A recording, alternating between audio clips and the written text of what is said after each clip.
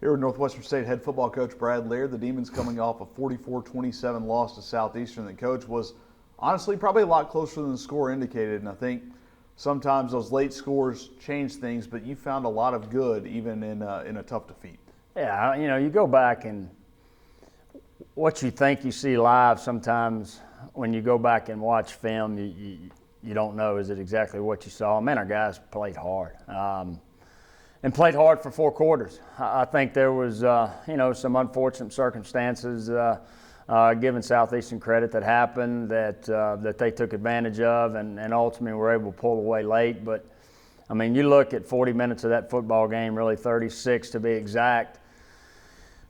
And even after, it kind of snowballed there in the middle of the third quarter, I mean, our guys were battling and, in all 3 phases it happened. And that's the thing that we've talked about in the past is trying to overcome being inconsistent in all 3 phases. And it just happened to be it was all at one time. And that, really the last probably 7 or 8 minutes of the third quarter right there is when it did. But if you look at the game, you look at our guys, you look at the way they prepared. The question I got asked a lot is where's your team mentally? Well, those guys proved it. They proved that each and every week, the opportunity is going to be there on Saturday night to be successful, and they went out and they battled for 4 quarters. For you guys, you head into an open week, and we'll talk about that a little bit later, but you did build some momentum, and we talked to Kendrick Price earlier, and seeing a guy like him, this receiving core has been so deep. Obviously, Shelton Epler has his guys he truly trusts at the top. Quan Shorts ranks 2nd in the country in receptions per game, leads the Southland Conference. But to see that depth developing, there's a guy that's in Kendrick Price that's been here 3 years, finally gets in the end zone, has a really nice game, kind of shows just the weapons this team does have.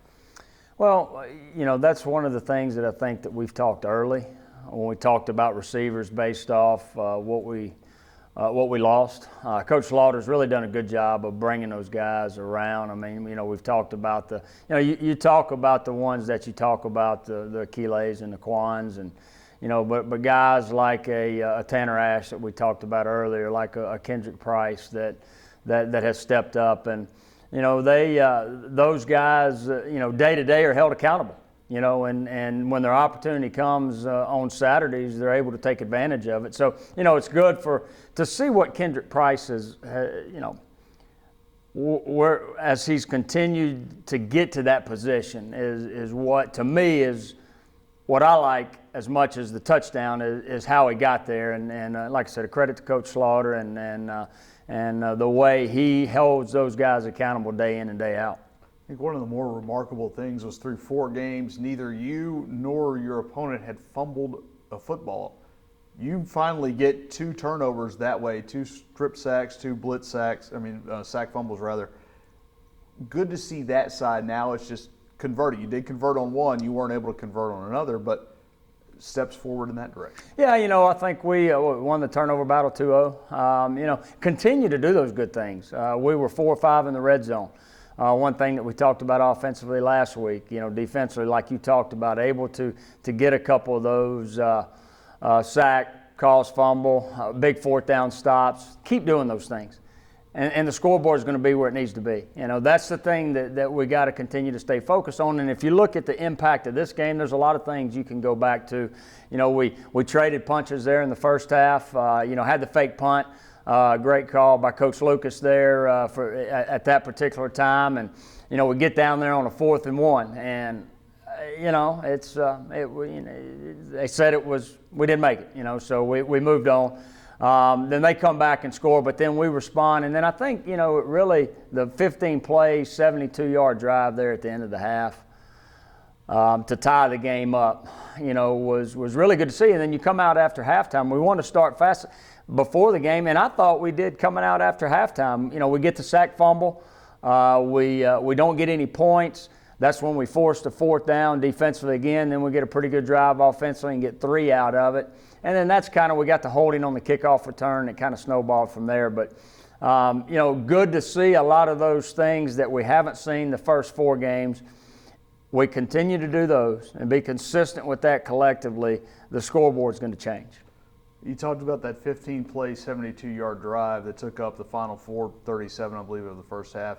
It ends with a field goal from Ryan Grimian, and maybe no better way to describe his journey than a 15-play, 72-yard long march to get to where he was. Here's a guy that 12 months ago is just a regular student here on campus, and now he's kicking very pivotal kicks in a college football game.